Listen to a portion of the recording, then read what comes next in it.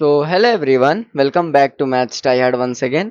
और आज के सेशन में हम लोग यार कोई सा क्वेश्चन सॉल्व नहीं करने वाले हैं, बल्कि एक तरह से हम लोग देखने वाले हैं कि मैथ का फ्यूचर में क्या यूज़ होता है। और बेसिकली हम लोग मशीन लर्निंग को थोड़ा बहुत एक्सप्लोर करेंगे कि मैथ में मशीन लर्निंग कैसे यूज़ होती है। हम लोग जो आज कैलकुलस, अलजेब्रा, स्टैट्स, प्रोबेबिलिटी जो पढ़ते हैं उसका क्या यूज़ है। ठीक है। तो तुमने कभी सोचा है क्या कि फ्यूचर का सबसे बड़ा स्किल क्या है? कोडिंग है, एआई है, रोबोटिक्स है या मशीन लर्निंग है? लेकिन तुमको एक बात जान करके बहुत बड़ी हैरानी होगी कि हम लोग ये जितनी भी चीज़ें यूज़ करते हैं ना, B it AI, robotics, coding, machine learning, ठीक है, ब्लॉकचेन, साइबर सिक्योरिटी, इन सब में कहीं ना कहीं मैथ्स तो जरूर यूज़ होता है। ठीक है। तो आप सभी का स्वागत है मेरे चैनल पे, जहाँ पे हम लोग सिर्फ एक एग्ज़ाम तक सीमित नहीं रखते हैं और उसे दुनिया को समझने के लिए भी इस्तेमाल करते हैं कि मैथ का क्या मतलब ऑन ग्राउंड लेवल यूज़ है। आज के टॉपिक में हम लोग वही डिस्कस करेंगे कि मशीन लर्निंग मैथ की वजह से मशीन लर्निंग का फ्यूचर क्यों है। ठीक है। इस वीडियो में हम लोग जानेंगे कि मशीन लर्निंग के पीछे मैथ कैसे यूज़ होता है, रियल मॉडल के अंदर छुपाई गई कैलकुलेशन कैसे यूज़ होती है मैथ से, कौन सा टॉपिक तुमको मास्टर करना चाहिए मशीन लर्निंग के लिए अगर तुम 11th में हो, 12th में हो, या तुम कॉलेज जाने की प्रिपरेशन कर रहे हो, तो ये वाली वीडियो तुम्हारे लिए बहुत इंपॉर्टेंट हो सकती है। तो चलो शुरू करते हैं। सो पार्ट वन है हमारा कि मशीन लर्निंग होता क्या है। ठीक है। पार्ट वन है हमारा कि मशीन लर्निंग होता क्या है। ठीक है। तो सबसे पहले ना मशीन लर्निंग को समझने के लिए आसान भाषा में ये समझ लो कि मशीन लर्निंग एक प्रोसेस होता है जिसमें कंप्यूटर खुद प्रोग्राम करके खुद ही सीख जाता है। मशीन लर्निंग एक प्रोसेस होता है जिसमें कंप्यूटर बिना किसी एक्सप्लिसिटली प्रोग्राम किए खुद सीख जाता है। अब जैसे मैं एक एग्जांपल से समझाता हूँ। तुम मेरी वीडियो को देखते हो तो मैं वीडियो अगर 2 दिन बाद डालूँ, 3 दिन बाद डालूँ, 1 महीने बाद डालूँ, वो तुम्हें रिकमेंड हो जाएगी। या तुम नेटफ्लिक्स पे जाओगे तो तुम्हें हॉरर मूवी रिकमेंड हो जाएगी या कोई साई-फाई मूवी रिकमेंड हो जाएगी। वो कैसे होता है? उस मॉडल को ट्रेन किया गया है। उसके उसके पीछे एक मशीन लर्निंग का एल्गोरिथम लगाया गया है। और मशीन लर्निंग का हार्ट क्या है? मशीन लर्निंग का हार्ट है मैथमेटिक्स। तुमने कभी देखा होगा कि तुम्हारे ऊपर जो मेल आता है मोबाइल पे या कंप्यूटर पे, वो इनबॉक्स में चला जाता है। मतलब वो इनबॉक्स में आता है और वहां से वो फिल्टर आउट होकर स्पैम में चला जाता है। कुछ स्पैम में चले जाता है, कुछ प्रमोशन में चले जाता है। तुमने ये चीज नोटिस किया होगा। तो ऐसा क्या है? वो मशीन लर्निंग का मॉडल है जिसको पैटर्न बताया गया और उसके हिसाब से वो रिकॉग्नाइज करता है। ठीक है। तो मशीन लर्निंग क्या है? मशीन लर्निंग एक मॉडल है। मशीन लर्निंग एक मॉडल है जो हमें अलग अलग चीजें मशीन को बताता है कि आपके इंटरेस्ट के बारे में। ठीक है। अब उसके बाद देखो, मशीन लर्निंग तीन तरह का होता है। मशीन लर्निंग तुम्हारा तीन तरह का होता है। एक सुपरवाइज्ड होता है, एक अनसुपरवाइज्ड होता है, एक रीइंफोर्समेंट होता है। देखो, हम लोग बहुत ज्यादा मशीन लर्निंग को एक्सप्लोर नहीं करेंगे। हम लोग कुछ देर में जानेंगे मैथमेटिक्स का क्या यूज है, हम लोग क्यों पढ़ते हैं इतना एडवांस मैथ। ठीक है। तो देखो, सबसे पहले मशीन लर्निंग तीन तरह का होता है। एक सुपरवाइज मशीन लर्निंग होता है जिसमें इनपुट और आउटपुट दोनों दिया जाता है। ठीक है। एक अनसुपरवाइज्ड मशीन लर्निंग भी होता है, एक अनसुपरवाइज्ड लर्निंग भी होता है जिसमें सिर्फ इनपुट होता है और मॉडल जो होता है वो तुम्हारा खुद ब खुद पैटर्न निकाल लेता है। जैसे कुछ इनपुट दिया गया, जैसे तुम इनपुट देते हो यूट्यूब को कि मैं जो हूँ मैथ्स टाइहार्ड की वीडियो देखता हूँ, मैं जो हूँ मैं इन वाले सर को फॉलो करता हूँ। वो तुम्हें उसके बाद फिर वो तुम्हें ना पैटर्न समझ जाता है। अच्छा, ये लड़का जेई की फील्ड में काम कर रहा है। अच्छा, ये लड़का ना साइबर सिक्योरिटी की फील्ड में काम कर रहा है, तो इसे ये वीडियो रिकमेंड करो, इसे मैथ वाली वीडियो रिकमेंड करो। ये नीट के तरफ है तो इसे ये वाली वीडियोस को रिकमेंड करो। तुमने देखा होगा ये चीज। तो वो अनसुपरवाइज्ड लर्निंग होता है जहाँ पे सिर्फ हम लोग इनपुट देते हैं और मॉडल खुद ब खुद पैटर्न निकालता है। ऐसा मॉडल बनाया जाता है जो कि यूट्यूब के एल्गोरिथम में है। ठीक है। और एक होता है तुम्हारा री इन्फोर्समेंट लर्निंग। उसमें क्या होता है कि ट्रायल और एरर से तुम्हारा वो मॉडल बनाया जाता है। ठीक है। लेकिन इन सबको ट्रेन कौन करता है? इन सबको ट्रेन कौन करता है? इन सबको ट्रेन करने वाला एक ही चीज है। इन सबको ट्रेन एक ही चीज करता है, that is nothing but maths. ठीक है। मैथ ही है जो इन सबको ट्रेन करता है। ठीक है। अब सबसे बड़ी दिक्कत ये है, या हमें समझने की जरूरत ये है कि हमने बात की अभी ट्रेनिंग की, हमने बॉट की, मॉडल की, हमने बात की पैटर्न की, डेटा रिकॉग्निशन की। ठीक है। इन सारी हमने बात की। ठीक है। हमने यहाँ देखो बात करी ना, यहाँ पे मॉडल की बात करी, ट्रेनिंग की करी, डेटा की करी, पैटर्न की करी। तो मैथमेटिक्स सर कैसे बैकबोन है मशीन लर्निंग का? आखिर हम लोग कैसे जानेंगे कि मैथमेटिक्स एमएल में किस तरह से यूज होता है, वो उसका बैकबोन क्यों है? ठीक है। अच्छा, अब थोड़ी देर के लिए सोचो कि मुझे अगर मशीन को डेटा दे करके कुछ सिखाना होगा, मुझे किसी मशीन को डेटा दे करके कुछ सिखाना होगा, तो उसमें मैथ कैसे यूज होगा? मैं बताता हूँ। तुम डेटा को जब दोगे मशीन को, ठीक है, तो उस डेटा को रिप्रेजेंट करने के लिए तुम्हें वेक्टर और मैट्रिसेस चाहिए। सो यहाँ पे तुम्हें लीनियर अलजेब्रा का काम हो गया। अब तुम्हें डेटा में वो मशीन को पैटर्न भी ढूंढना है, उसके लिए वो प्रोबेबिलिटी और स्टैटिस्टिक्स का यूज करता है। मॉडल को बेस्ट परफॉर्मेंस देने के लिए उसको ऑप्टिमाइज करना होता है, तो उसके लिए कैलकुलस भी है और ऑप्टिमाइजेशन भी है। तो तुम अभी तक समझे कि मशीन लर्निंग एक कोडिंग नहीं है। कोड तो बस जो हम लोग लिखते हैं ना, कोड हम लोग जो लिखते हैं जावा, सी प्लस प्लस, पाइथन में, वो तो एक उसका आउटर स्किन है, वो तो उसका बाहरी का ढांचा है, स्केलेटन है। उसके अंदर तो रियल इंजन तो मैथ ही है। जैसे अब समझ लो कि न्यूरल नेटवर्क में हर लेयर में मैट्रिक्स मल्टीप्लिकेशन होती है। जो लॉस फंक्शन कैलकुलेट करना होता है, उसको मिनिमाइज करना होता है, तो उसके लिए ग्रेडियंट डिसेंडेंट का यूज होता है, जो कि कैलकुलस की एक पार्ट है। हम आगे इसी यूट्यूब चैनल पे डिस्कस भी करेंगे ये सारी चीजें। अच्छा, कॉन्फिडेंस स्कोर निकालना होगा तो तुम्हें अभी 12th का एक चैप्टर पढ़ा होगा या पढ़ोगे, या ड्रॉपर हो तो पढ़ लिया होगा, बेस थ्योरम, प्रोबेबिलिटी। यानी मशीन लर्निंग जो है ना, तो वो हर मॉडल को एक तरह से मैथमेटिकल ही है। एमएल का हर मॉडल जो है वो एक तरह से मैथमेटिक्स ही है। ठीक है। अब बात ये आती है कि रियल मॉडल और मैथ कैसे लिंक्ड है। रियल मॉडल और मैथ कैसे लिंक्ड है?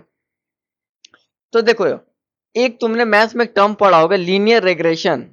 उसका क्या यूज होता है मशीन लर्निंग में? अगर तुमको अपने पढ़ाई के घंटे पे अपना मार्क्स को प्रेडिक्ट करना होगा, तो वहां पे वो काम आएगा। जैसे कि अगर तुम्हें एक ऐसा मॉडल बनाना है जहाँ पे वो मॉडल तुम्हें ये बताएगा, अच्छा तुम 2 घंटे पढ़ते हो तो तुम्हारे 100 में से 10 नंबर आएंगे, 4 घंटे पढ़ते हो तो 100 में से 50 नंबर आएंगे। तुम्हें इस तरह का मॉडल बनाना है, तो तुम्हें लीनियर रिग्रेशन का यूज करना होगा। ठीक है। इक्वेशन बनाएंगे हम लोग, y is equal to m x plus c, cost function निकालेंगे, मीन स्क्वायर्ड एरर निकालेंगे, उसको ऑप्टिमाइज करेंगे, डेरिवेटिव को यूज करके उसका ग्रेडियंट डिसेंडेंट निकालेंगे। तो की कंसेप्ट क्या है? तुम्हें एक ऐसा मॉडल बनाना है जो तुम्हारी स्टडी आवर के बेसिस पे ही तुम्हारा मार्क्स प्रिडिक्ट करे। तो तुम्हें एल्जेब्रा की भी जरूरत पड़ी और तुम्हें कैलकुलस की भी जरूरत पड़ी। तुम एक विजुअल आइडिया भी उसको दोगे, लाइन प्लॉट करके, कॉस्ट कर्व बना के। ठीक है। अब तुम्हें अगर लॉजिस्टिक का रिग्रेशन बनाना हो, जैसे सपोज करो कि अगर तुम्हें प्रिडिक्ट करना है कि पास हो या फेल हो, स्पैम है या ये है, तो उसके लिए तुम सिग्मोइड फंक्शन का यूज करोगे। एक सिग्मोइड फंक्शन का तुम यूज करोगे। मैं अपने चैनल पे तुम्हें ये सारी चीजें पढ़ाऊंगा भी।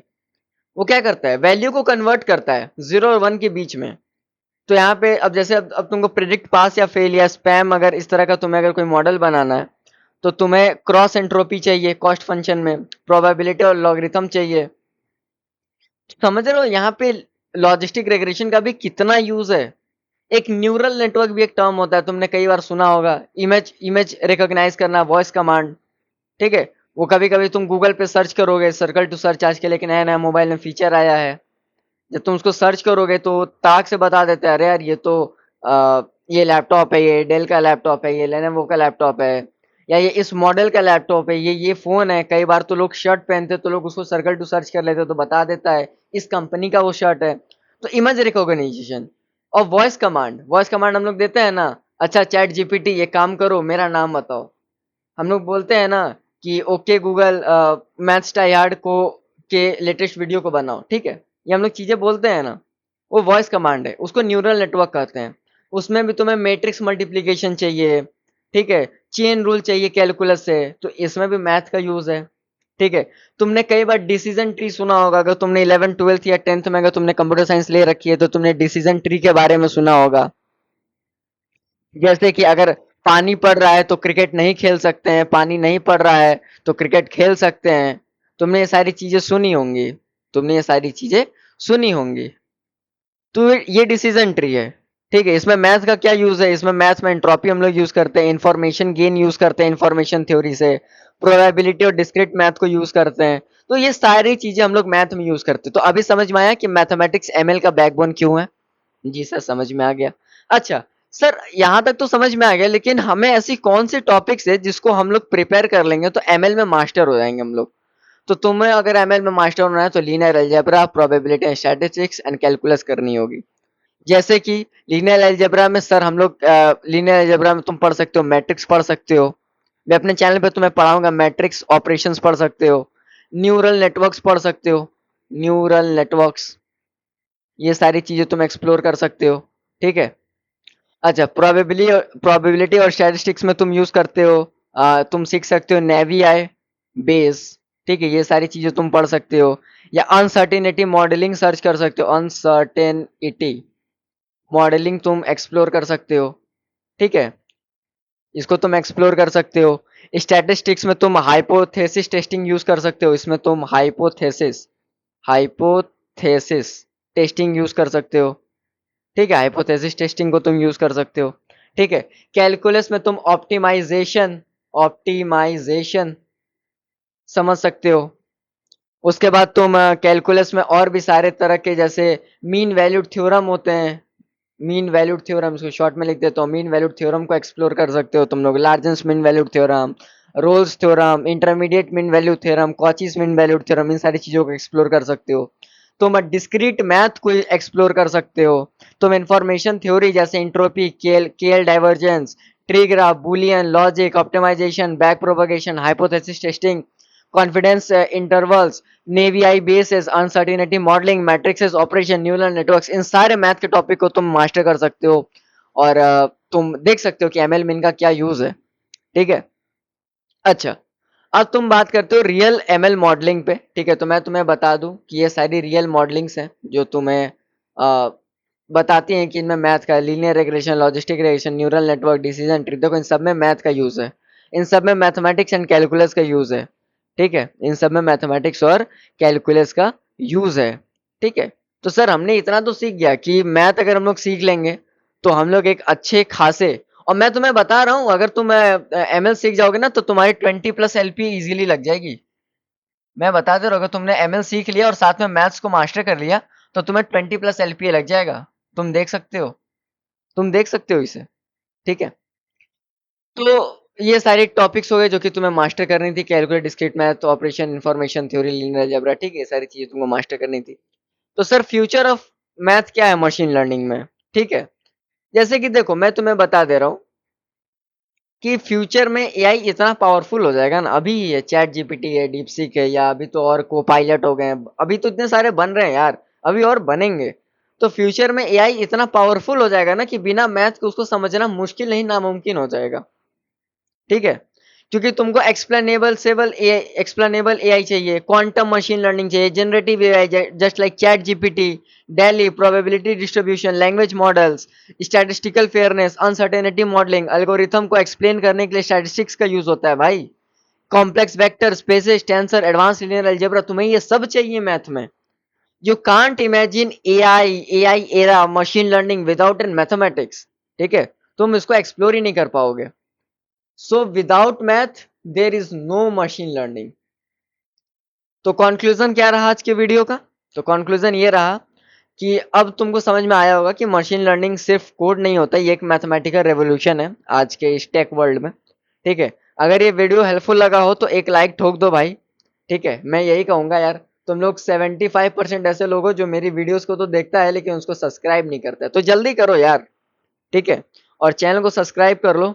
मैथ्स टाइयार्ड पर मैथ को जिंदगी से कनेक्ट करते हैं हम लोग, और जेई लेवल, ओलंपियाड लेवल के वीडियोस भी आते रहेंगे, तुमने देखे होंगे। तो मिलते हैं अगली वीडियो में, तब तक के लिए keep learning and keep exploring. Bye bye.